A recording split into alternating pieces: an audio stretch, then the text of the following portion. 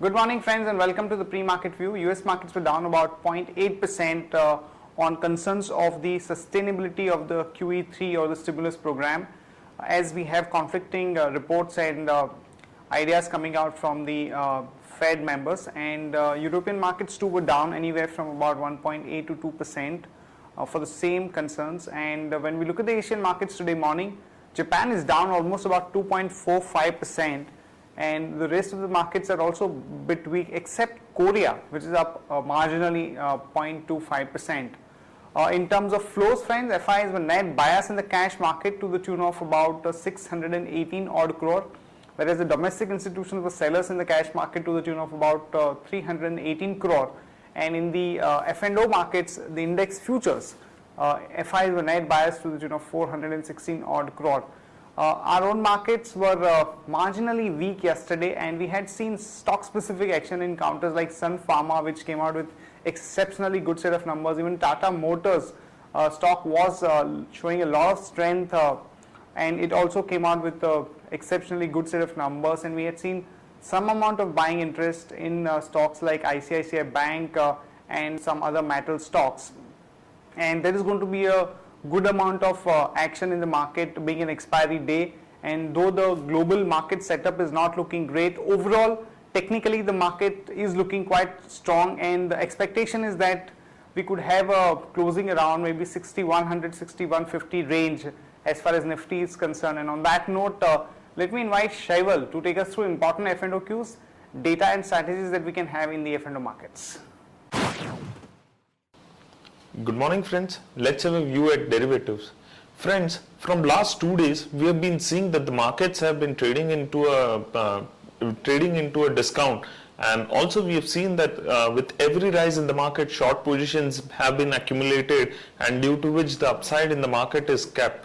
But interestingly, what we have observed from the futures and options activity on the FIS front is that in index future, FIs have been net buyers in last 2 days, and in index options they've not been a huge seller, but yes, they were almost flat. So that's been indicating that there's no major change in the activity from the FIs front. Now, if we talk about the activity on the PCR front, yes, we have been seeing that there was a sharp rise in the PCR ratio since the start of the expiry, and now from a couple of trading sessions it's been hovering around say mark of 1.20, 1.26 due to the activity being squeezed in the futures and options segment. Talking about the implied volatility, we have seen that the implied volatility has finally broke through the multi-month resistance and have been inching higher, but in yesterday's trade we have seen some softening happening. We have seen some flattishness or say positive bias in that particular India VIX. Now from the option matrix, it's clearly visible that we have only 1 day for the expiry, but 6,000 put options stands with the highest number of shares in the open interest. And we've also seen that our weekly VWAP, which is 6050, market took support around those levels and have managed to close on the higher side.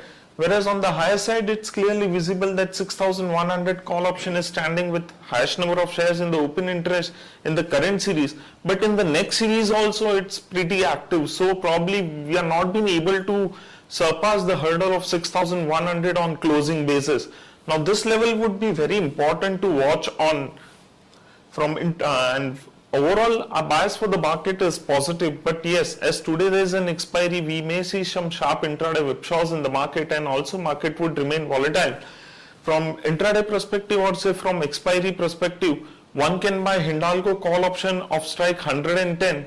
The closing price was 1.15 of yesterday, and one can also buy BHAL call option 205 strike with the closing price was 1.50. So this is from the point of expiry. Thank you. Here are the important news and events that we are tracking today. First of all, the companies which will be announcing numbers. Mahindra, we are looking at a quarterly net profit of about 761 crore.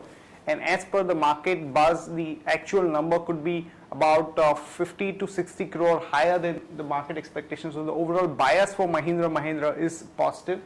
In case of DLF, the expectation is that of 163 crore of net profit, and overall bias for the actual number could be a little less than 150 crore, and the bias would be negative for DLF in today's market. So one could look at even buying a 210 put for today's expiry day trade. And in case of Cadila Healthcare, the expected profit is around 144 crore for this quarter. Tata Motors numbers came out and they were much better than expectations on most of the fronts, and as against the market expectations of about 2,650 crore of net, the actual net profit came in at about 3,945 crore. Also we have seen improvement in the margin, the consolidated margin at about 14.9% versus about 14.1% earlier.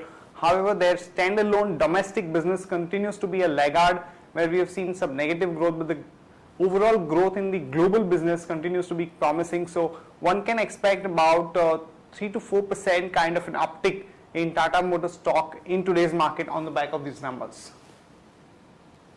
Cipla came out with a disappointing set of numbers, and their net profit was down 8% YOY, and top line growth was marginal at about 5.1%, and the major reason for the underperformance in the net profit was because of the higher interest cost and taxes, and management has indicated a double-digit revenue growth for FY14, and operating margin also would be under pressure as per the indications from the management. So there could be a quick negative reaction to Cipla stock in today's market.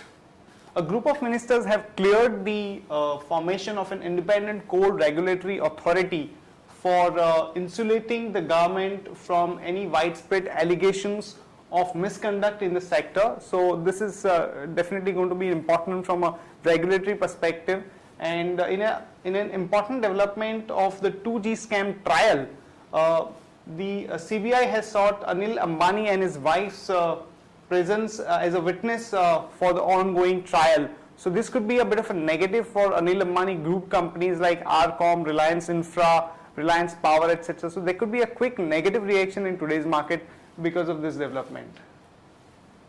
Apollo Tyres has entered into an agreement with Sumitomo Rubber Industries for the sale of its Ladysmith plant in South Africa, and this is viewed very positively for Apollo Tyres, as this particular plant was not profit making one, and it's getting a price of almost about 590 SAR as against the book value of about 250 million SAR. So this is definitely positive, so one can actually expect positive reaction in Apollo Tyres stock on the back of this. Specialty Restaurant has announced that it is close to doing a JV partnership with FMCG company to roll out about 100 noodle bars in the quick service format that they are looking at. So this is positive for Specialty Restaurant. One can go long there with a stop loss of 177 and a target of about 186 to about 190. Bharti, some negative news, as the Communication Minister has approved the proposal to levy a penalty of about 650 crores for providing SLD services in 13 regions. So this is a negative development for Bharti. So one can go short there with a stop loss of 321 and a target of about 305 to about 297. And HDIL, some negative development, as the company has received a termination notice from the Mumbai International Airport for its 275-acre slum rehabilitation program. So one can go short on HDIL with a stop loss of 49 and a target of about 46 to 45. And some clients could also look at buying a 50 rupees put for this month to participate in this development. That's it from all of us, friends. Have a great trading session. See you tomorrow at the same time.